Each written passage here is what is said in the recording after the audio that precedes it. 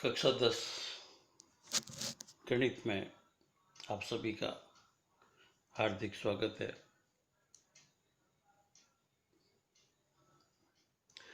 आज हम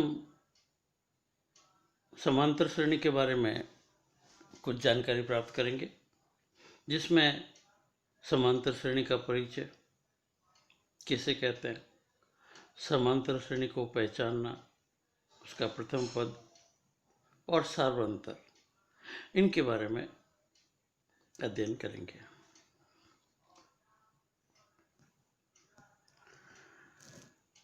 यहाँ पर देखिए कुछ संख्याओं का क्रम दिखाया जा रहा है आपको। पहले क्रम में है 5, 10, 15, 20। दूसरे क्रम में है 10, 25, 12, 13 और इसी तरह आगे। तीसरे क्रम में है 3, 9, 27, 81 और इसी तरह आगे। चौथे क्रम में है 70, 30, -10, -50 इत्यादि। अब पहला क्रम देखिए 5। इसमें पहले क्रम में पहली संख्या है 5। 5 में यदि 5 जोड़ा जाए तो इसका दूसरा पद प्राप्त होता है 10।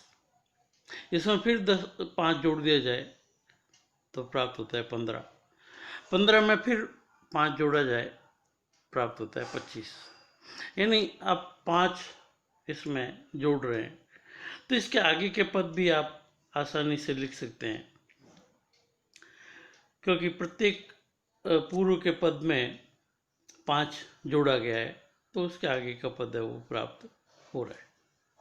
दूसरे क्रम में पहली संख्या है 10, दूसरी 25, तीसरी 12, फिर 13।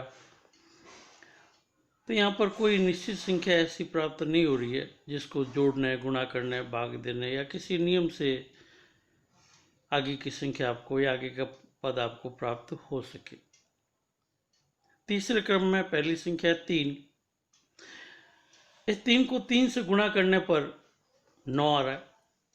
9 को 3 से गुणा करने पर 27 और 27 को 3 से गुणा करने पर 81 और इसी तरह आगे के पद भी आप 3 से गुणा करके प्राप्त कर सकते हैं। चौथे क्रम में पहली संख्या 70, जिसमें 40 घटाने पर 30 प्राप्त हो रहा है। या आप यूं कह सकते हैं कि 70 में -40 जोड़ने पर 30 प्राप्त हो रहा है। 30 में -40 जोड़े तो -10, -10 में -40 जोड़े तो -50 और इसी क्रम से आप आगे की संख्याएं भी आसानी से प्राप्त कर सकते हैं।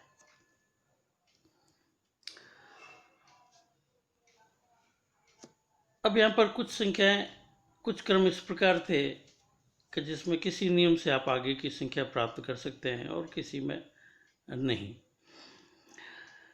तो संख्याओं का एक निश्चित नियमानुसार क्रम को अनुक्रम कहते हैं।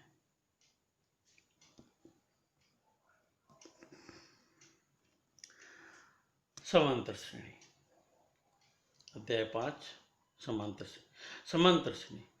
समांतर श्रेणी संख्याओं का एक ऐसा अनुक्रम होता है जिसमें प्रथम पद छोड़कर सभी पद एक निश्चित संख्या को पिछले पद वाली संख्या में जोड़कर प्राप्त किया जा सकता है। यानी समांतर श्रेणी में पूर्व पद में कोई निश्चित संख्या है, उसको जोड़ने पर ही आगे का पद प्राप्त हो, तभी वह समांतर श्रेणी कहलाती है। जैसे यहाँ पर कुछ क्रम दिखाए गए हैं 2, 4, 6, 8। तो 2 में 2 जोड़ने पर आपको 4 प्राप्त होता है, फिर 2 जोड़े तो 6, फिर 2 जोड़े तो 8। इसी तरह 2 2 जोड़ करके आगे आप निश्चित कितनी भी संख्या प्राप्त कर सकते हैं। दूसरे क्रम में 8 में से 3 घटाया गया है, या यूँ कहिए 8 में -3 जोड़ा गया है। तो 8 में -3 जोड़ने पर 5 प्राप्त हो रहा है, 5 में -3 जोड़ने पर 2, 2 में -3 जोड़ने पर -1 और -1 में -3 जोड़ने पर -4, और इसी तरह की आगे की संख्याएं भी आप प्राप्त कर सकते हैं। तीसरे क्रम में 100 में से 30 घटाया गया तो यहाँ पर 70 प्राप्त हो रहा है। 70 में 30 घटाने पर 40, 40 में 30 घटाने पर 10, और इसी तरह 30 घटा करके आप आगे के क्रम भी प्राप्त कर सकते हैं। चौथे क्रम में भी इसी प्रकार ही। अतः उक्त इस प्रकार के अनुक्रम समांतर श्रेणी कहलाते हैं तथा समांतर श्रेणी में अनुक्रम के प्रत्येक पद और उसके पूर्ववर्ती पद का अंतर हमेशा समान रहता है। यह समान अंतर समांतर श्रेणी का सार्वअंतर कहलाता है। जैसे मान लीजिए कोई श्रेणी आपको दे रखी है A1, A2, A3, A4 और इसी तरह AN-1, AN और इसी तरह आगे। उक्त क्रम को समांतर श्रेणी कहेंगे यदि प्रत्येक पद और उसके पूर्ववर्ती पद का अंतर हमेशा समान होगा, अर्थात दूसरे पद में से पहला पद घटाएं यानी A2 - A1, तीसरे पद में से दूसरा पद घटाएं यानी A3 - A2, चौथे पद में से तीसरा पद घटाएं A4 - A3। ये सभी समान आने चाहिए अंतर, और ये एक निश्चित संख्या प्राप्त होती है। इस संख्या को यहाँ पर नाम D दिया जाता है, और ये D है वही सार्वअंतर कहलाता है।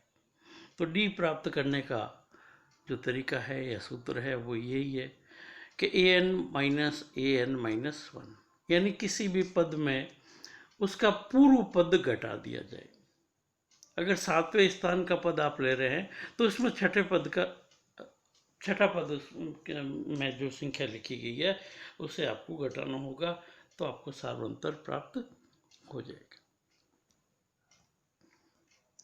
यदि किसी समांतर श्रेणी का प्रथम पद A बराबर A1 हो तथा सार्वअंतर D हो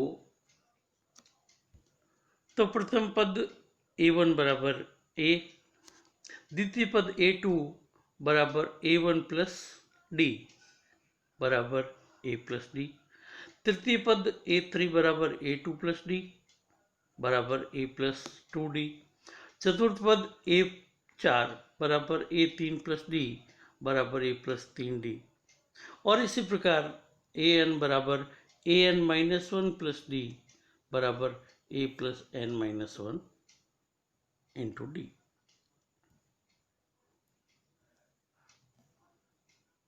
अतः किसी समांतर श्रेणी का व्यापक रूप निम्न प्रकार लिखा जा सकता है: A, दूसरा पद A प्लस D, तीसरा पद A प्लस 2D, चौथा पद A प्लस 3D, और इसी तरह करते करते nवां पद A plus N - 1 into D।